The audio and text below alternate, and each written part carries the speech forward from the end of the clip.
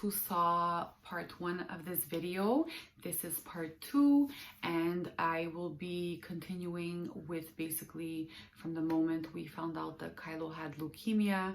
So in the first part, for those of you who have not seen it, I was explaining his health story from the moment, like I was pregnant with him up until the diagnosis. So this really explains like pretty much how we got to find out he was sick. So in this video, I will be explaining when we found out that he has leukemia and all of the things that followed in the following weeks. So again, I have my notes here to not forget anything. So I finished off the last video saying that the doctor in the emergency came to see me to warn me that the hematologist was gonna come and see me to explain a situation.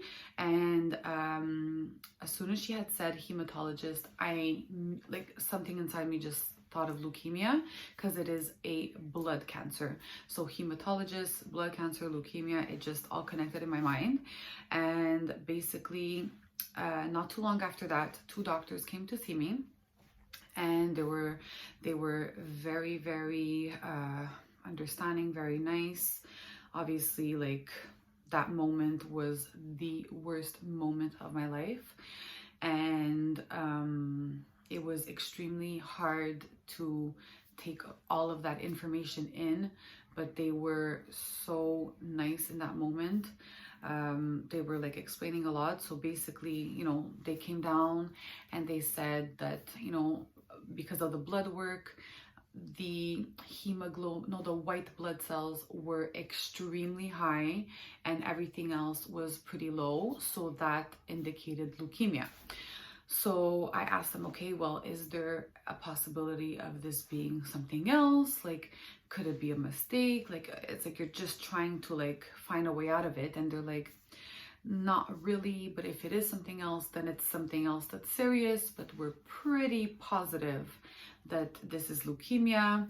And well, now we just have to figure out what type of leukemia this is. We were admitted that night to the hematology oncology ward at the 7th floor at the Montreal Children's, and Jonathan and I were in complete shock. I think we, like, no joke, we must have cried for the first week nonstop. Like, it was constant crying and crying, and whenever I would go back home, I would just cry in the car. I would get here, come in Kylo's room, like it was just constant crying. Like, it's like you can't even like understand what's going on, and you feel like you're in a nightmare, and you just want to wake up and for it to be okay. Unfortunately, it was reality, so we had to deal with it. We went to the hematology oncology ward, and right away the next day they were like, well, you know what?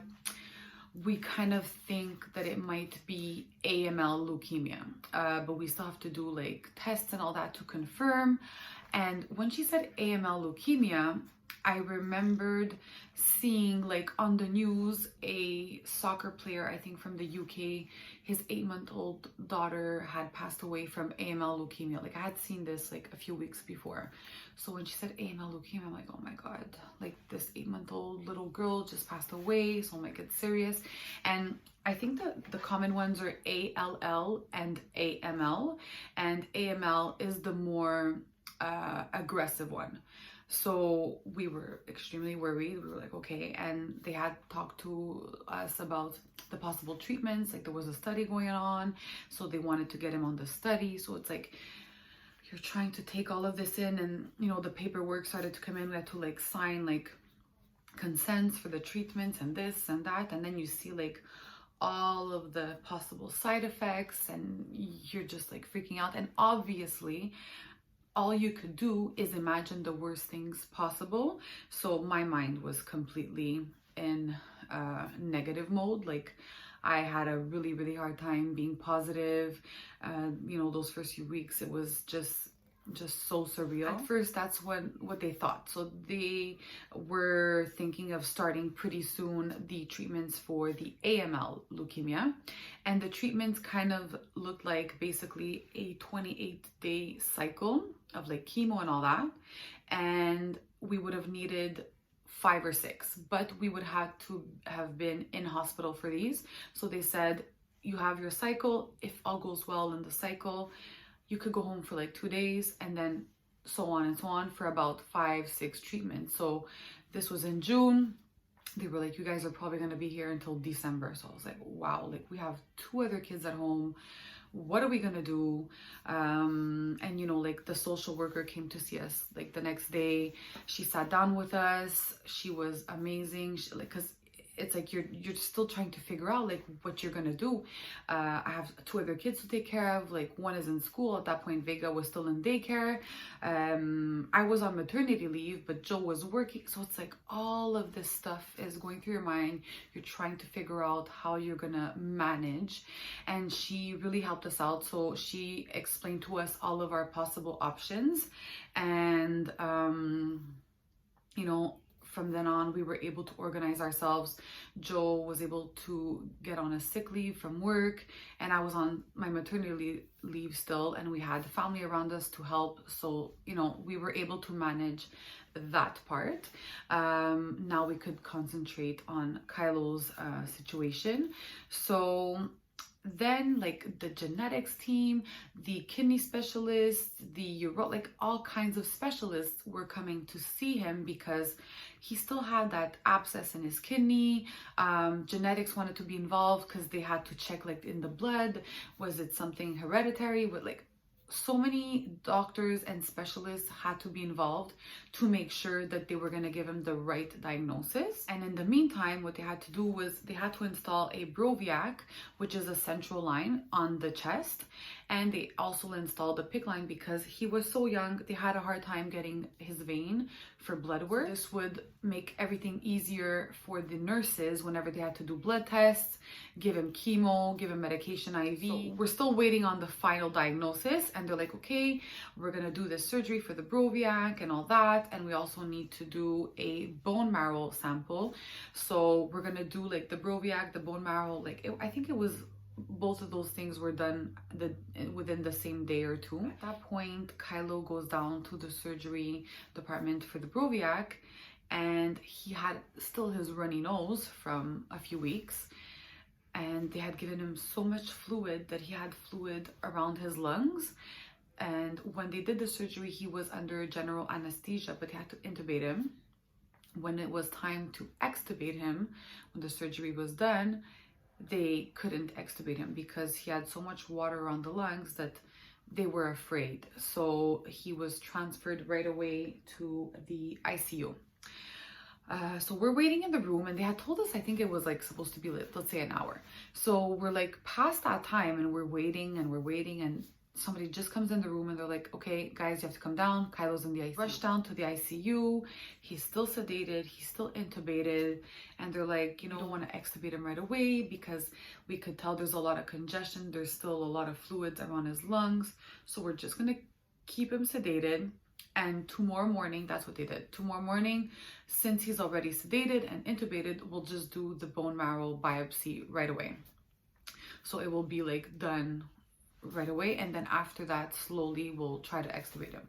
So we were in the ICU, I think it was like 2 or 3 days, and so he was sedated, he was like asleep that night, and then the next morning they did the bone marrow biopsy, and we were extremely worried. Like, it's like we're still trying to accept the fact that he's sick, and now it's like he's in the ICU, he's sedated, he's intubated, he has water around his lungs. Like every time I heard of someone having water in the lungs or around the lungs, it was always really serious.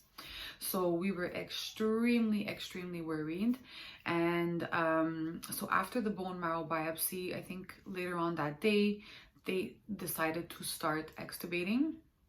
And when they did it, you could tell he was like taking deep breaths. You could see like it was not like a normal breathing. So they gave him like Ventolin, Epi, like they gave him so many pumps, and it stabilized after a few hours. And I think it was the next day that we went back up.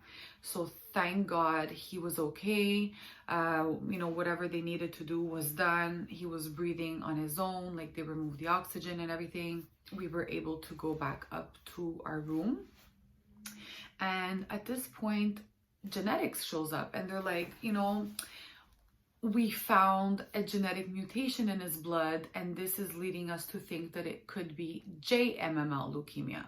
So we went from AML leukemia. So we only knew about the ALL and the AML, and now they're talking about JMML. So this was news. Okay, what does this mean? So they're like, well, the treatment is completely different. JMML is even more rare than the other two, and it's mostly more common in boys. This genetic mutation is really leading us to this diagnosis, but we still have to confirm certain things.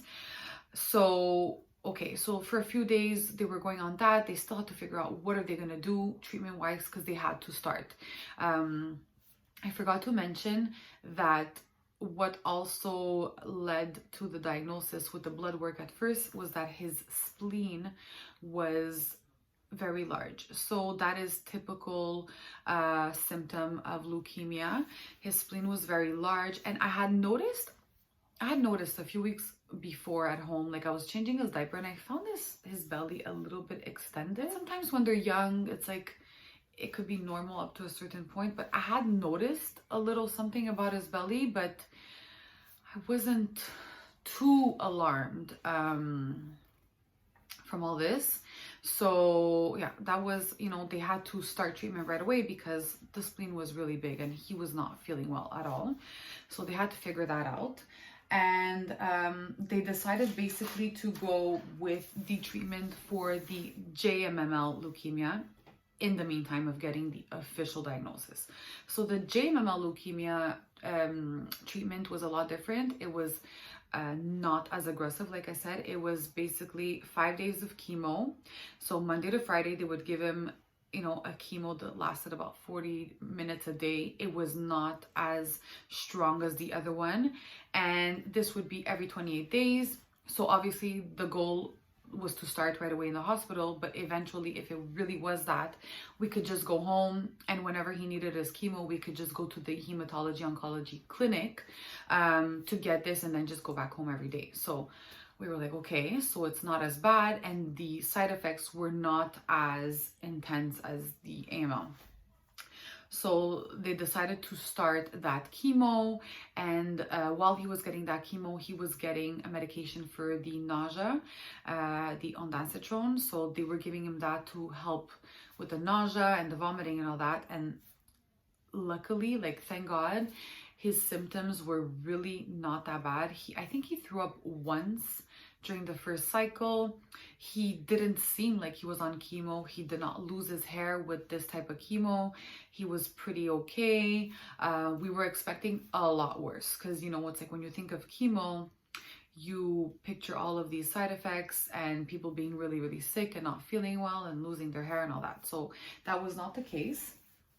And obviously, like, he needed blood transfusions, platelet transfusions. They were doing regular CBCs, which is like the blood work that they do to see like the white blood cells, hemoglobins, platelets, all of the levels. So he was doing that, and we were in the hospital for 28 days, and we finally got the confirmation that it was JMML leukemia. And on June 28th, like, he was stable. He had started eating. At this point, he was 6 months old. He was 6.5 months old. And they said, you guys are good to go home, and you'll just be coming back to the clinic every few days to do blood work, checkups and all that. And when it's chemo time, you just come like Monday to Friday and you get your chemo done and all that. So we were home for the summer. We would go to the clinic every few days, and when it was chemo, we would go Monday to Friday. But he had a nice summer at home with his brother and sister, and everything was, you know, as normal as possible. So that is pretty much it for the diagnosis video and everything. You know, obviously what we went through was extremely, extremely hard. And any family that, you know, finds out that their child is sick is gonna, you know, live their worst nightmare.